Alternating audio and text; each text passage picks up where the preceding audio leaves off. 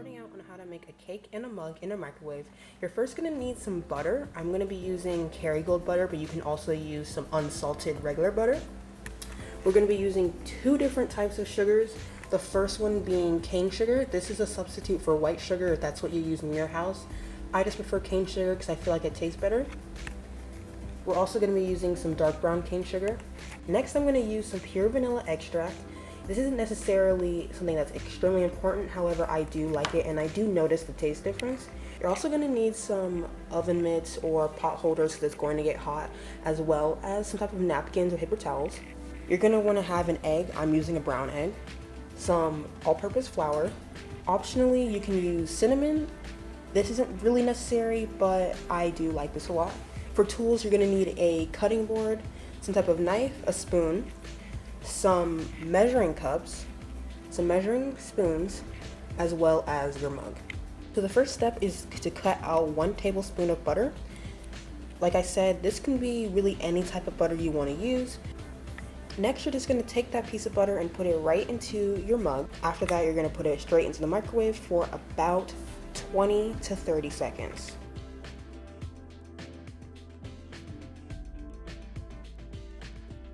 Microwave, this is what it should look like. As you can see, it's completely melted. Different butters will look differently melted, so as long as there are no solid chunks in it, it'll be fine. So a major tip when using the microwave is to not let the butter boil. This is really important because it'll make the whole mug extremely hot and you can burn yourself. So next we're going to be adding the sugar. So first we'll have 1/3 cup of brown sugar.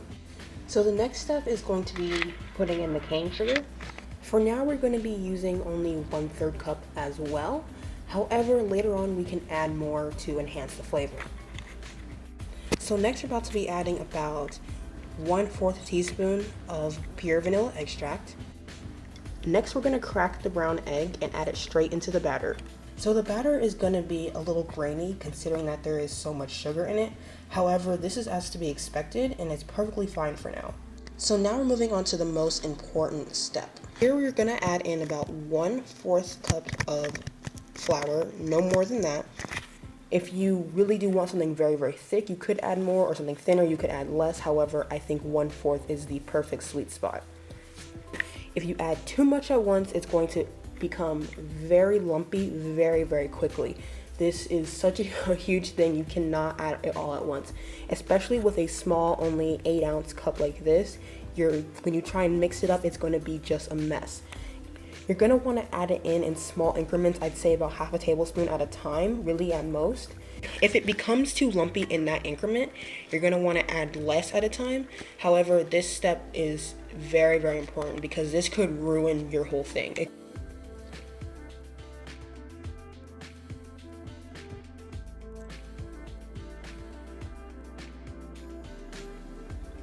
So as you can see here, as it pours out into the cup, you can see no white chunks. If you were seeing white chunks, then you would know that there are still flour pockets inside of the mug and that you would need to stir it more.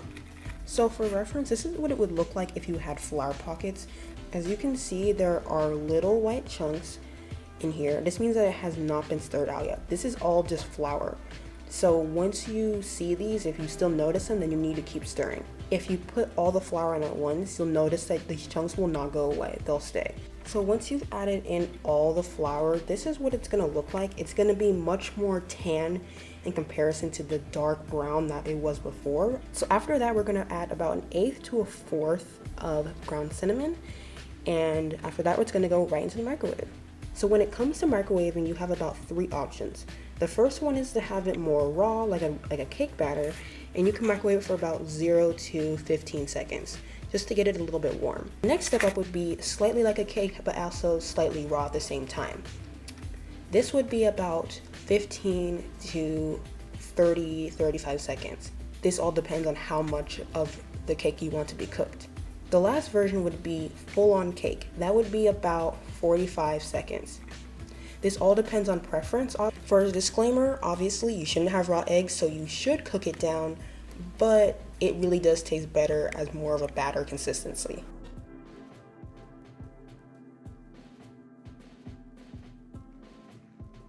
So this is what it would look like if you did the full cake setting. It is very spongy and like soft like an actual cake, and it tastes pretty good. However, if you're like me and you like the batter more than the actual cake, then you should cook it for a little bit less time, and then you can have a more battery consistent and it's more fluffy.